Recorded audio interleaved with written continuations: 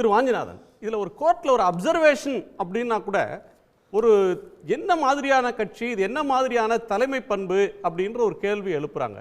இது கோர்ட்டோட இந்த கேஸோட ஆம்பிட்டுக்கு உட்பட்டதா அல்லது பறந்து பேச வேண்டிய ஒன்றில் எஸ்ஓபி ரிலேட்டடான ஒரு கேஸ்ன்றதுனால அந்த மாதிரி ஒரு அப்சர்வேஷன் வந்ததான்னு தெரியல.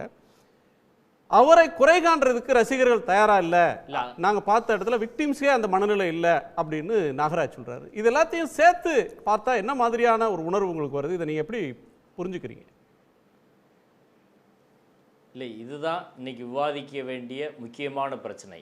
தாவேகா என்ன வகையான கட்சி, என்ன வகையான தொண்டர்களை அப்படி உருவாக்குது அப்படின்றது தான். இப்போ அடிப்படையில் எத்தனை அரசியல் கட்சிகள் இருக்குது, அந்த அரசியல் கட்சியிலேருந்து தாவேகா தொண்டர்கள் எந்த வகையில் மாறுபட்டு இருக்கிறாங்க, அது முதல்ல இந்த நடந்த விஷயம். தமிழ் சமூகத்தில் பெருமைப்படத்தக்க பல்வேறு விஷயங்கள் இருக்குது, பல்வேறு போராட்டங்கள், ஸ்டெர்லைட்லேருந்து ஜல்லிக்கட்டு வரை நமது உரிமையில் இந்திய எதிர்ப்பு போராட்டம் இப்படியெல்லாம் இருக்குது. அதே தமிழ் சமூகத்தில் இப்படி ஒரு குரூப்பு, எந்த ஒழுங்கும் கட்டுப்படாத ஒரு லும்போன் கூட்டம் போல் ஒரு குரூப்பு அங்கே உருவாகியிருக்கிறாங்க. குறிப்பாக அந்த கூட்டத்துக்குள்ளே போன பல பெண்கள் வெளியில் சொல்ல முடியாமல் சொல்கிறாங்க, அங்கே பாதுகாப்பு கிடையாது. அப்படியான ஸ்டெர்லைட், இப்போ ஜல்லிக்கட்டில் எல்லாரும் அந்த போராட்டத்தில் இருந்தோம், ஒரு சின்ன பிரச்சனை கூட கிடையாது. இதை விட பல லட்சம் பேர் கூட்டினாங்க, எல்லா இடத்துலையும் நடந்துச்சு.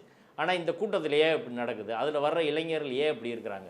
விட்டில் பூச்சி போல் சாவுக்கு தன்னை உட்படுத்தி கொள்ளக்கூடிய, இப்போ நீங்களோ நானோ ஒரு நீதிபதி வீட்டிலையோ ஒரு ஐஏஎஸ் வீட்டில் யாராவது அப்படி போவோமா?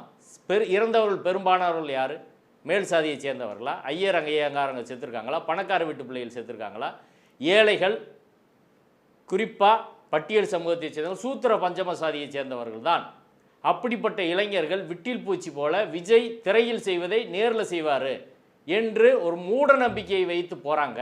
விஜயை பார்த்தா போதுன்னு போகிறாங்க, சாகிறதுக்கு தயாராக இருக்கிறாங்க. செத்த பிறகு அவரை குறை சொல்ல மாட்டாங்க. அப்படின்னா இந்த அறியாமையில் உள்ள இந்த பிம்ப அரசியலை உண்மை என்று நம்பிக்கொண்டக்கூடிய இந்த கூட்டத்தை எப்படி திருத்துறது?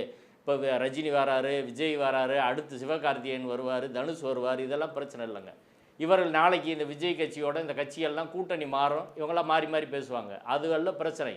தமிழ் சமூகத்தின் பிரச்சனையாக நான் பார்ப்பது, இது தமிழ் சமூகத்துக்கு அவமானம்னு நம்ம உணரணும். இப்படி ஒரு கூட்டம் இங்கே உருவாகாமல் விட்டதுக்கு, ஒரு நாயக பிம்பத்தின் பின்னால் மக்களை, இளைஞர்களை பின்னாடி போக விட்டதுக்கு எல்லாரும் கூட்டு பொறுப்புன்னு தான் நான் பார்க்குறேன். இன்றைக்கும் பல்வேறு கல்வி நிகழ்ச்சிகள் கூட வேறு வேறு நிகழ்ச்சியில் சினிமா நடிகர்களையே எல்லா கட்சிகளும் முன்னிலைப்படுத்துகிறாங்க. அதிலிருந்து தான் இது எல்லாமே உருவாகி வருது. இப்போ பல ஊடகங்கள் நம்ம பார்க்குறோம், ரொம்ப வருத்தமாக இருக்குது. நல்ல பெரிய ஊடகங்கள் கூட விஜய் காலையில் எழுந்திரிச்சாரு, பாத்ரூம் போயிட்டாரு, டாய்லெட் போயிட்டாரு, குளிச்சிட்டாரு, அடுத்து சாப்பிட போகிறாரு, இட்லி 3 சாப்பிட்டாரு, வெளியே வர போகிறாரு, கேட்டுக்கு வர போகிறாரு, வண்டியில் ஏறிட்டாரு, பனையூர் வீட்டுக்கு போனார், அந்த வீட்டுக்கு போனார், இங்கே வீட்டுக்கு போனார், கிளம்பிட்டார், வரப்போகிறார். இப்படி சொல்ல வேண்டிய அவசியம் என்ன? விஜய்க்கு கொடுக்குற முக்கியத்துவம், விஜயை விட அந்த மாநாட்டு, மதுரை மாநாட்டுக்கு முன்னாடி 3 மடங்கு கூட்டத்தை திருமாவளவன் அவர்கள் கூட்டினார் திருச்சியில். அதுக்கு எந்த ஊடகம் அப்படி முக்கியத்துவம் கொடுத்துச்சு? சில ஊடகங்களை தவிர, நான் உங்கள் சன் நியூஸை நான் சொல்லலை. ஆனால் பல ஊடகங்கள் எந்த அரசியல் தகுதியும் இல்லாத ஒருவரை பெரிய தலைவரை போல சித்தரிக்கிறார். விஜய் என்ன செய்கிறாரு? சினிமாவில் மார்க்கெட் பண்ணுறாரு.